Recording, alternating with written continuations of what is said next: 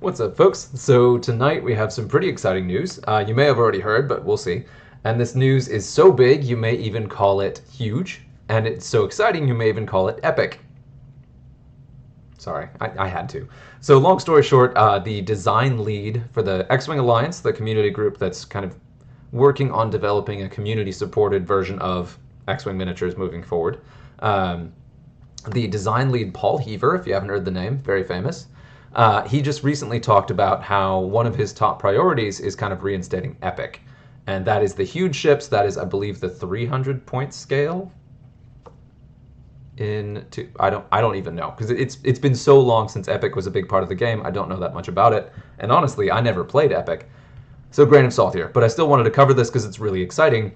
And one of my favorite things about this personally is that it's a glimpse into Paul Heaver's design process, into his prioritizing. And I've heard a lot of people talk about how Paul is a big picture kind of guy.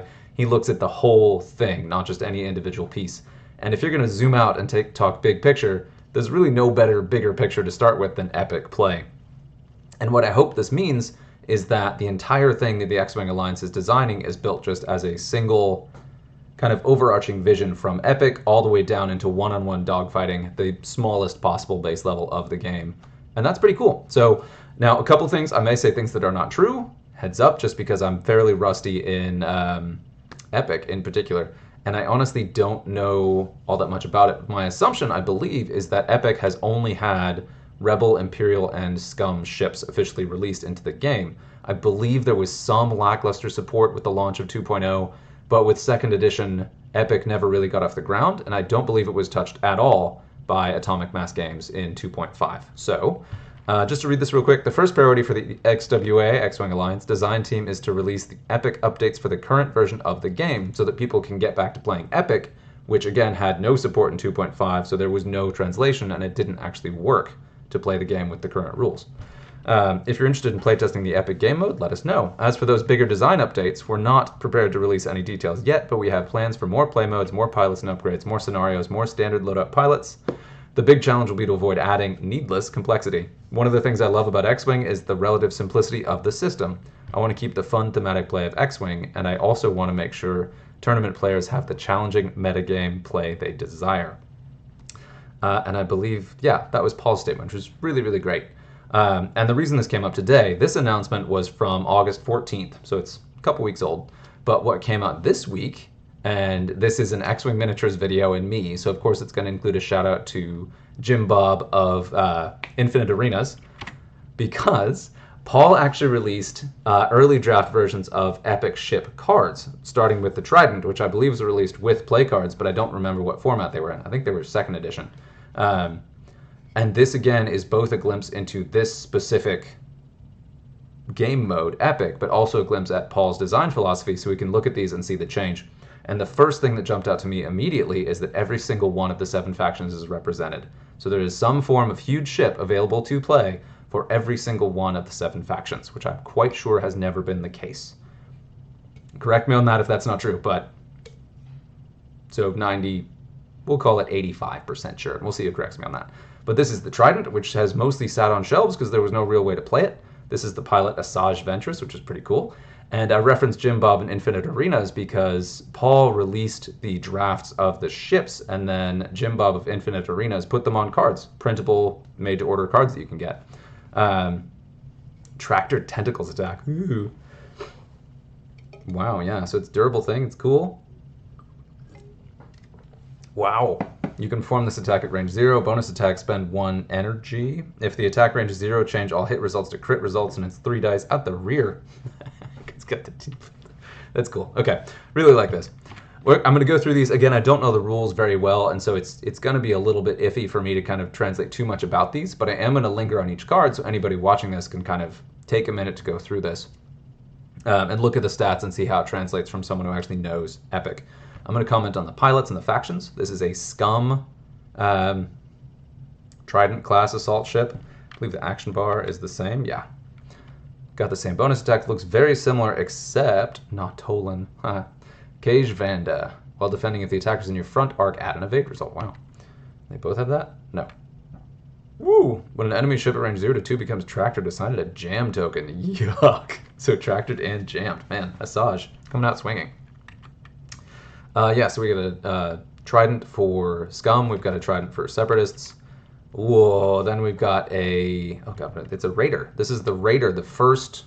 I'm going to say so many things that are wrong. I think the first Epic ship released in the game at all. If I recall correctly, these were released in first edition, in the first edition of X-Wing Miniatures, and also first edition of Epic. And this is the one that came with Palpatine Crew. There was something with this. There were some special cards. I believe it was Palpatine Crew and I want to say one of the Vaders. There was something. There was some upgrade you really, really needed. So a ton of people bought the Raider early on because you had to have that card and then had to figure out what to do with this thing. So pretty cool. So this doesn't have a pilot name on it. This is just the precursor, which is interesting. That may just be cut off from the top. I'm not sure. And notice this is First Order. So this is a First Order Raider. So again, First Order brought into Epic. Transfer 1 focus token from another. Yikes. So just kind of infinite focus. Wow, that's... So Protectorate Gleb is what I'm looking at in the middle, which is super good in FO, because FO has so many ways to generate focus tokens, and this just lets you just take transfer tokens from friendly ships, which you can use on your bonus attack. So this sucker is very scary. So it can attack twice. It's got a turret marker. Wow, okay. And it can regenerate shields. Wow. So it can trade shields for charges or charges for shields. That's really, wow, that thing is frightening. And I don't have points. So I don't have that. I believe that was on Paul's document, but I don't have those at the moment. And I haven't actually been able to find the announcement either. If I can find it after this, I'll link it in the description of the video. Bonus attacks. And so this is an Imperial Raider. This may actually be one of the original ones, just kind of changed over to be a little bit more friendly to the current edition. The bullseye on an Epic ship must be just massive. Maybe. And an ordnance heavy one. Interesting. And so also, these are... This just occurred to me because I'm kind of dumb. These are standard loadouts for Epic, which I don't believe Epic ships ever had standard loadouts. Right? I don't know for sure. And most of these don't have names. Tantive IV for the Republic. I really liked seeing this one be the Republic ship because technically it was a Republic ship, or it was technically Imperial. As a consular ship, it wasn't Rebel, so having it be like a holdover from Republic really makes sense. I really like that. And then we got the Rebel Tantive IV, nice.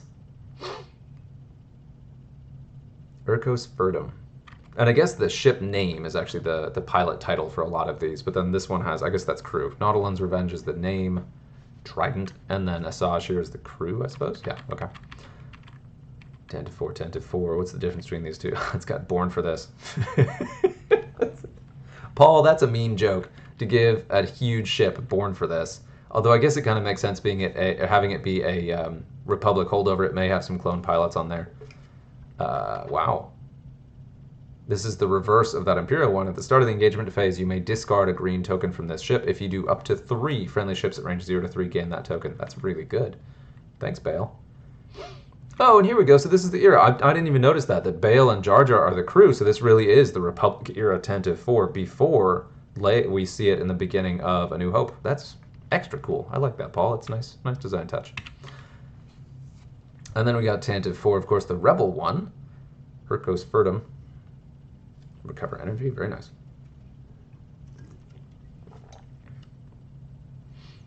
Wow. So the bonus attack is extremely powerful, and it has ways to recover a lot of charges. Turret attack, range 3 to 5, 3 dice. If this attack hits, add 3 hit results. Wow. Wow. Wow. And it's got a little heroic in there. So, yeah, when a friendly ship at range 0 to 2 defends or performs an attack, if it has only blank results and has 2 or more results, it may reroll all of its dice. If it does so, suffer 1 damage unless you spend 2 charges. That's a very powerful ability, and it's really cool that it gives you options to use it even if you don't have charges, but you can spend charges to do it as well, and it's really, really powerful. And you really could, so you've got 7 energy, you could do that a lot. So that's very good blank out protection. Wow. Then, of course, we've got, oh, excuse me, this is the, my bad, this is the Resistance Tantive IV. This is the Rebel Tantive IV. And this one is probably the artwork from the original Epic card, whereas this one, I don't know where that comes from. It's from one of the sequel movies, but I don't recognize it. But anyway. Yeah, let's see. C-3PO, of course. Gain a strain token to get a free evade. And these things have 0 evade, so that would only be long-range shots or things that give you extra evades. And who cares if you get a strain token, because you're 0 evade anyway. Wow. You got Princess Leia crew on there, who does very much the same thing as the... Oh, weird. After a friendly ship at range 0 to 3 is destroyed, choose another friendly ship at range 0 to 3. It may perform a boost or focus action. So does she give hope to friendly ships at range 0 to 3? That's kind of fun. And they all have the same special rule for that bonus attack. R2-D2. If you're not shielded, you may roll 1 attack to recover a shield. Nice. Nice. They all have that acquire locks and perform attacks at range 1 to 4, which I believe... Oh, it's just got broadsides. Okay, and then the turret. And I believe that turret would also count as a primary attack, so it could still... But no, it's got the arc and all that in the range requirement, so that may be a secondary attack, so you can't do that. Okay. Oof. Nice, cool. Then we got the Broken Horn, one of the classics with the screenshot from the Rebels show. I love it. Overdrive burners. While you defend, if you're revealed maneuver speed 3 to 5, will run additional defense die. That's fun to make it a very dodgy ship, but it is a little funny to compare that 4 dice out the either side versus 3 dice just out the front. 18 hull, 7 shields versus 12 hull, 4 shields. Yikes. I assume the Broken Horn is dramatically cheaper. When a friendly ship range 0 to 3 is destroyed, you may equip an illicit upgrade attached to that ship to this. Alright. Okay, I see the Sakatra Vizago play. That's fun. While you or a ship that you have locked at range 0 to 3 defends or performs an... That's a very... While you or a ship that you have locked at range 0 to 3 defends or performs an attack, you may spend 1 energy to prevent range bonuses from being applied. Interesting. So if you lock a friendly, you can use that defensively. Or offensively, actually. Look at that. While a ship you have locked at range 0 to 3, so you lock a friendly, then they can choose if they're going to... They'll deny the bonus on defense and get it on offense. Wow, that's good. Nice. Which I guess you really would want to do. You'd lock friendly. So the bummer on that is that you lose the target lock on your own. You lose your offensive target lock. If you're damaged, reduce the difficulty of your speed 3 to 5 maneuvers. That's nice. So this sucker's actually really, really fast. Between overdrive burners gets the extra defense, and then if it has some damage, it can then move more freely. That's pretty cool, but I can't imagine it's easy to fly these things fast. And we've got Bloodcrow, the Imperial Gozanti. You can dock up to 4 small ships. I love that. And this is part of my ignorance here. I don't know if the originals had the option to dock, but the Gozanti is seen in all this screen time having docked TIE fighters. So being able to dock ships onto this is pretty cool. Only 3 primary forward, because I guess the Broken Horn basically is a Gozanti, just, you know. Heavy cannon turret. Ooh. Ooh. So it hits more shots at long range. Okay. The bonus attack is an additional die, so it goes from 3... Oh, okay, so it's... And I think these do get the range bonus at range 1. So it's 4 dice at 1, 4 dice at 3, 3 dice at 2. Thrawn as the crew. Look at that. Before an enemy ship at range 0 to 3 reveals its dial, you may spend 1 and choose a number. If the speed on the dial matches your choice, acquire a lock on it. Ooh, that's cool. I really like the design of that because you're displaying your own tactical knowledge of the game, but it doesn't actually change the maneuver or peek at the dial. It's just, I know you're going to do this. Bah. Very good with Ion. Well, actually, number on the dial, so you could get messed up on Ion. That's still really cool. I really like that aspect of this. And Bloodcrow. Well, you defend or attack at range 1. You may spend 1 charge to add an eyeball result. Ooh. Ooh. And I believe the rules reading on that is you can only do it once. So you couldn't just keep spending charges to keep adding eyeball results, but still, very good. Very good. We got a Malefactor. We got a Gozanti cruiser for the First Order. During the Petty Officer Thanison. During the activation or engagement phase, after an enemy ship in your forward arc at range 0 to 1 gains a red or orange token. If you are not stressed, you may gain 1 stress token. If you do, that ship gains 1 additional token of the type that it gained. Ooh, gnarly. So there's that double stress thing that First Order could do back in the day. Also can dock 4 small ships because Gozanti. Spend 1. If this attack hits, the defender suffers 1 critical damage, and all hit crit results inflict ion tokens instead, but it's a 4-die turret. Wow. Oh, gross. Okay, hang on. Gains a red or orange token if you're not stressed. You may gain a stress token if the ship gains 1 additional token of the type that gained. And that combos really nicely with Petty Officer Thanison's ability assuming the ship is in your forward arc and close up. Wow, okay. So maybe less good, but sometimes it will. While you defend after the neutralized result step, a friendly ship docked with you must suffer 1 hit or crit damage to cancel 1 matching result. So you could park a TIE bomber in there and then just tank hits for you for a while. That's fun too.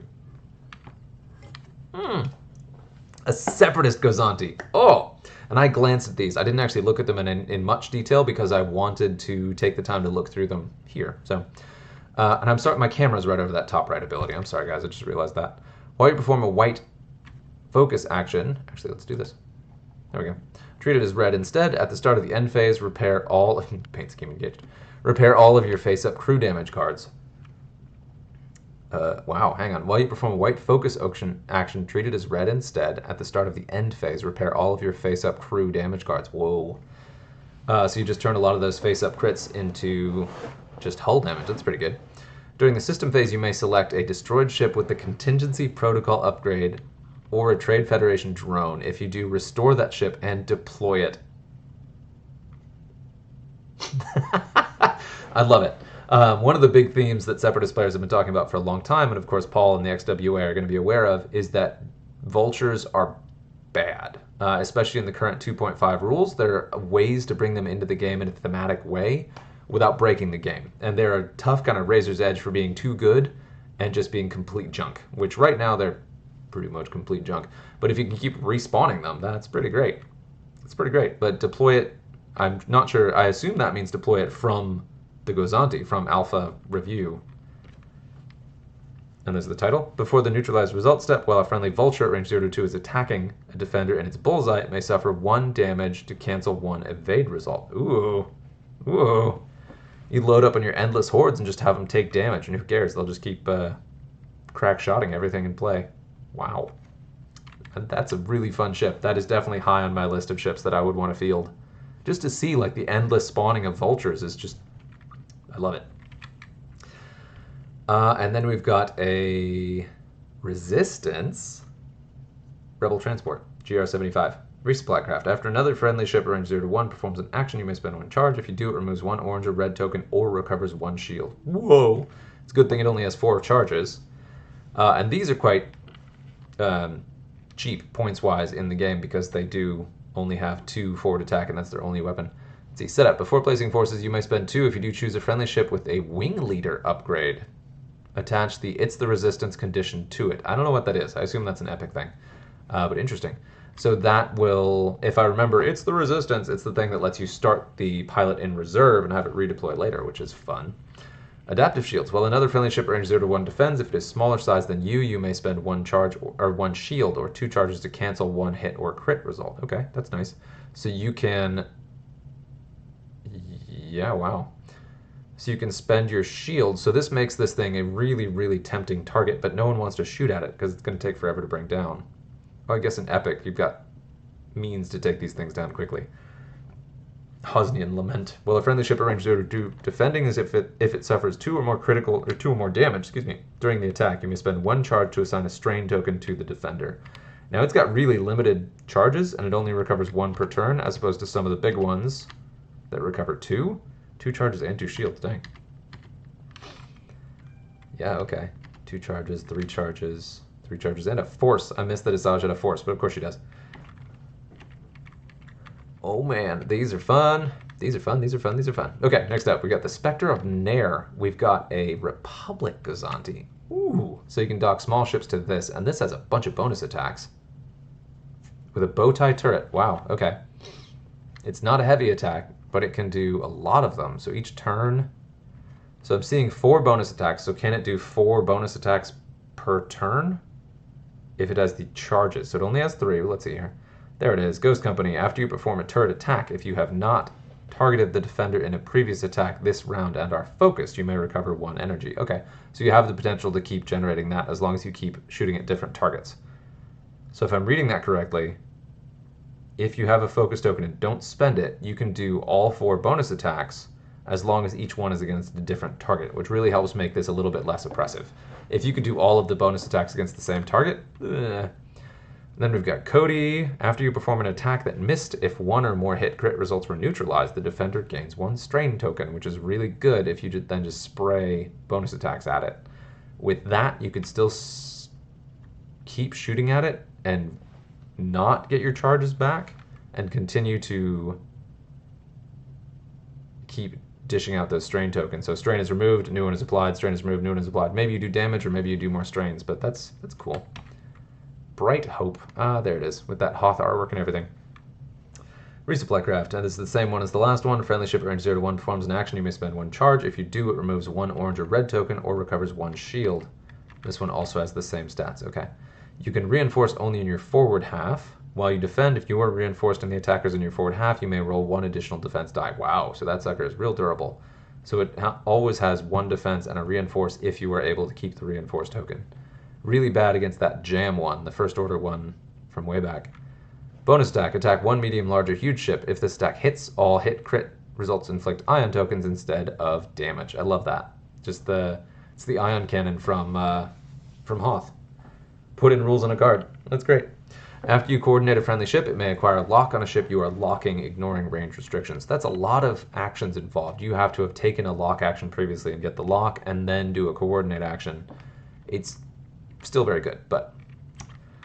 and there we go. So that was it. That was those. There's another thing that's been coming out too that I want to go ahead and highlight. We'll see if the sound on this works. Nope. Hi, Jim Bob. Thought we were friends.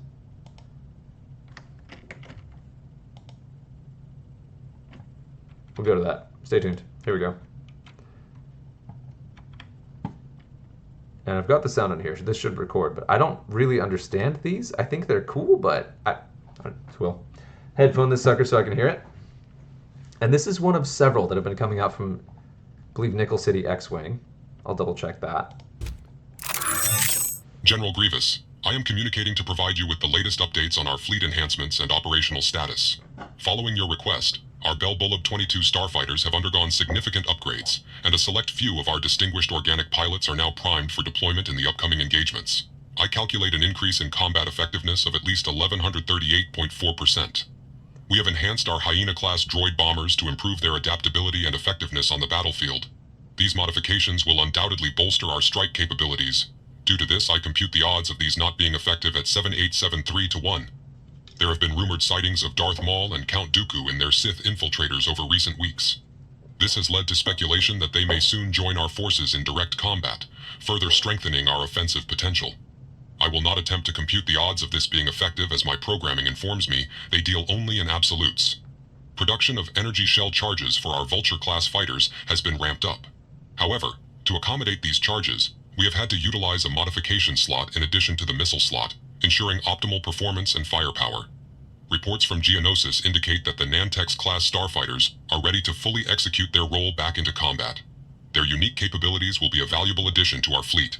These advancements position us well to achieve our strategic objectives and maintain our dominance over the Republic forces anywhere from 3.2%, 380.5%. For the Confederacy, TX-1138 Tactical Droid. And so those are fun. They're short little clips, very lore heavy, kind of teasing the major changes the X-Wing Alliance has talked about with points, or they're teasers of what the X-Wing Alliance is probably planning to do with points, talking about which chassis have been buffed, specific upgrades, something's coming in there. That is one of many. And they're fun, but they don't tell us very much, aside from just like feed some excitement and know that beta points are coming, which is pretty cool. But I don't know what to do with that yet. So anyway, I'll put the link in there. Hopefully you can find some more. And let me double check who put up this video, because I don't want to be...